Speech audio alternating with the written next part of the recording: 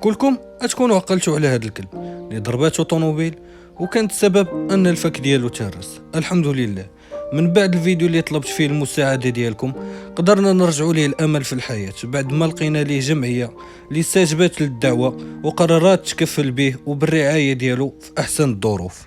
وشكرا لهذه الجمعيه دي اللي قررت انها تكفل بهذا الكلب من بعد معاناه اننا ما لقينا حتى شي جمعيه اللي بغاتو.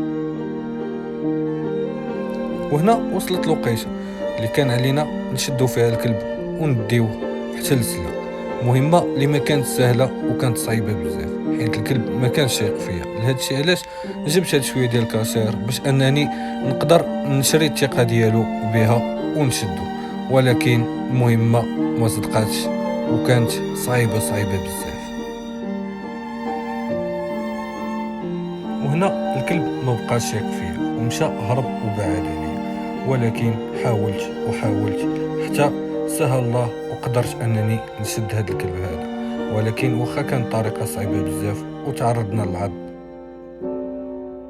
الحمد لله الكلب وصلنا لمدينه سال، وهنا جاء عندنا الدري اللي غيتكفل بالكلب ويديه للجمعيه. هنا بدا انه كيشري حتى هو الثقه ديال الكلب وكيكاريسي فيه باش انه ما يعضوش، ولكن هذه المهمه حتى هي كانت صعيبه حيت الكلب واخا وكاك ما كانش يثق فيه وكان خايف بزاف وحاول انه يعض. وهنا خدينا قرار اننا نهزو الكلب بالكرتونه اللي فيها ونديوه للغوندا ديال السيد باش الكلب ما نكرفصوش مازال اكثر ما هو ما تكرفص في الاول.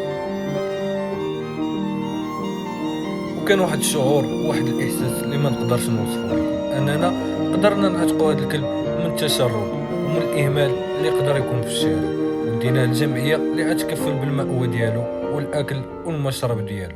وهذا واحد الخير اللي كنصح به اي واحد يديرو بالنسبه لهاد الكلاب هادو وبالخصوص في هاد الحالات هادو. وان شاء الله غادي نطمنكم على الحاله ديالو وعلى المكان اللي مشى ليه والرعايه اللي كياخذها في فيديو الجاي ان شاء الله. وما تنساوش بانه كاين مقولات ارحموا من في الارض يرحمكم من في السماء.